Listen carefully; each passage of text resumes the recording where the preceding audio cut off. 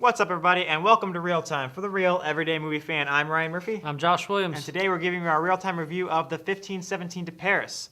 Now, Josh, you have a military background, so I thought this movie would speak to you a little bit more. What are your first thoughts when we talk about this movie? Oh, I will say this to get this out the way. What these guys did, what these heroes did, the two military members and the civilian, were heroic, and that can be never taken away from them. That is one of the most heroic things, I think, in our recent history for what they did. But as far as conveying it into a film, and in this, just talking about this film as a whole, I was completely let down. All right. Don't try and take any shortcuts. Do what you know is right. We've been chosen for this great work. I don't know, man. You ever just feel like life is just pushing us towards something, like some greater purpose?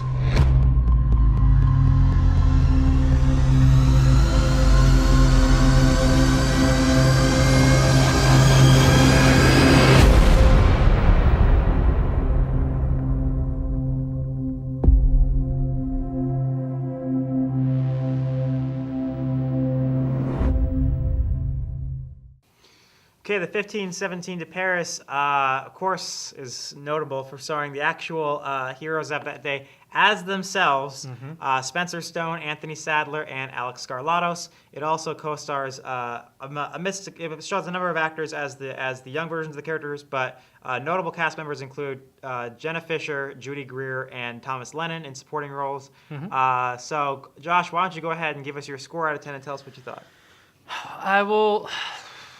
I'm probably going to give this one a 4 out of 10, honestly. And it's sad that I'm saying that because I was really looking forward to this movie because of the fact that even though what took place only lasted the actual event, 5-10 minutes because of what happened, I was still excited for this because a lot of these stories can be very compelling when they retell the story. And then when I saw that they were having the actual people on the movie, I was a little hesitant because what they did, like I said, what they did, they can never be taken away. That is heroic. I applaud them. As a former military member, to get that out of the way. I am a former, 8 years active duty Air Force. I tip my hats to them. I salute them and everything. It's just, I don't know if putting them into this movie was a great idea, if that makes sense. They're not actors. Yes. So it was very hard, watching them on screen during just normal scenes talking because it was, it was wooden. It was kind of like when Act of Valor came out. When that movie came out, as you know, a lot of those were actual Navy SEALs doing this movie, while technically sound as far as the action goes and their tactics was spot on. But their acting really lacked. This was that case as well. The acting really lacked. And besides that, though, honestly, the biggest problem with this movie is actually the screenplay and the direction of this movie, which it's Clint Eastwood, for crying out loud, and he's made so many amazing films. And the fact that the biggest problem I have is actually the structure and how the story was told was the biggest problem for me. Huge problem for me. But what did you think? Talk about the structure, but let's just be honest here for a second. When I heard about this movie, when this movie was coming out, I think I wasn't the only one who was thinking, is that a good movie? Is that a good idea to make a feature-length movie out of that? It is a very brief incident. And in order to make a movie out of that, the same thing with Sully, right? When Sully was coming out, it's no one made a movie about Sully for a few years because it was it happened, and that's, there's not much to make a movie about, maybe a short film. He managed to make an hour and a half movie out of Sully, and it was actually pretty good. Not a super powerful story, but a good enough thing with Tom Hanks. And this time around, it's an even briefer incident, extremely brief incident. And you really have to think with no aftermath or anything like that, like Sully had. So you really have to think, how do we make a movie around that? And so they just make it a biography about their lives, which has no, it's the first, it's only an hour and 34 minutes, but it felt kind of longer. Because the first half hour or so is just their youth, showing them growing up together. They had some issues, when they were young, single mothers, and behavior issues, whatever. And then as they grew up and they were trying to find their place in the military, except it really focuses really hardcore on Spencer. the Alec guy gets a lot less screen time, and then Anthony's just left out of it completely until they invite. I mean, so it's like it's unbalanced even in that respect. But and then we get about a half hour of them.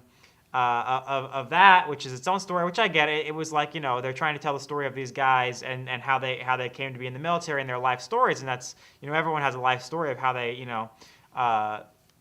how they got where they were, but it's still in the end. Then it's a half hour of traveling through Europe, and that gets really slow. Yeah. Like I mean, I could audibly hear you sighing in the theater because it was just so slow going. And up to that point, I was actually kind of with the film. I was actually kind of like, okay. We're going through this, and then when they get to Europe, the structure just falls completely apart because it takes up such a good chunk of the movie. You only have an hour and a half, and this much chunk is spent with their struggles, and this much chunk is spent with hey, we're in Europe, and it just loses its traction completely. And then in the end, this thing happens, and if you didn't know the story, if it wasn't a true story, you just went into it to see a movie, you would think like, what the hell did I just watch? What was the ending of that? It's their lives. They did this, they did that. They went into the military. Then they stop a robbery, and then the movie ends. Like not necessarily a robbery, but a terrorist attack. Yeah, a terrorist attack. And the movie ends. It's like, wait, what was the story here? And almost like very frustrating. Going back to your original point of like how the Sully movie was structured. I would have seriously been okay if he carbon copied that structure into this movie. But the Sully is so much of the story. Sully is the aftermath, which still isn't the most. Doesn't have the most gravitas, but it's something. This movie, I don't know if you could ever. I mean, the most you could do is cut down on the Europe stuff, which would probably force it into being a short film. And I think that's probably the only way you could tell the story effectively. I don't think this was ever going to work as a full feature length. I think it still could have. I feel like it could have done. I don't know, somehow differently. I don't want to get into too many specifics.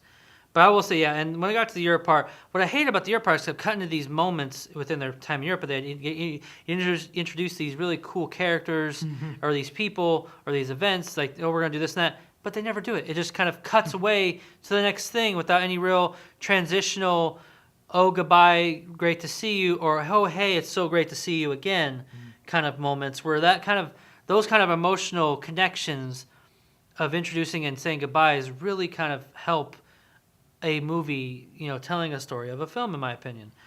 But that was hugest problem for me. And some of the dialogue too. I mean, again, the biggest problems with the direction and the screenplay. Some of the dialogue, even for the actual actresses, was awful. I mean, B movie awful, and it's sad. And things happened. Like the opening scene that I just knew we were in trouble right away. Was with Jenna Fisher and Judy Greer as the mothers, where they go in to talk to the teacher, and they get like in like 2 minutes, they have this entire conversation that goes like that escalated quickly. It's like, whoa, like I mean, it's just like they really know what they're going to be discussing, and I really like right then I knew this was going to be a bad screenplay, and so it doesn't help when they're not actors and they don't have a good screenplay to work with, and the whole thing just falls flat. The one thing I did like is when the actual event happens at the end. That actually I really liked. That was pretty compelling. That's the entire selling point of the entire movie, and that's like what I've been saying is that's great, but you still have to have an hour and a half movie around that. I even like the aftermath when they get their awards and everything. That's really great stuff. Yeah. But besides that, everything else is total shit. And you gave it a 4 out of 10? Yeah, but that's because that last part I really liked a lot. I really did like that part a lot. I'm probably going to give it a 3 out of 10. Watching that I'm gonna go ahead and fight or flight mentality when with the Stone was great. That was some great stuff, and they actually built upon that within the movie about his mentality of fight or flight. I can't recommend you see it. Don't see this movie. Actually, you know what I'll recommend? Don't see this movie. Go on YouTube and actually watch their actual interviews with like newscasters about their story, or watch like the news watch the news when it got covered. Watch that stuff. That stuff's compelling. That's some great stuff right there. Like watch them in interviews with newscasters, or like watch the story unfold when it's on YouTube. Like it's all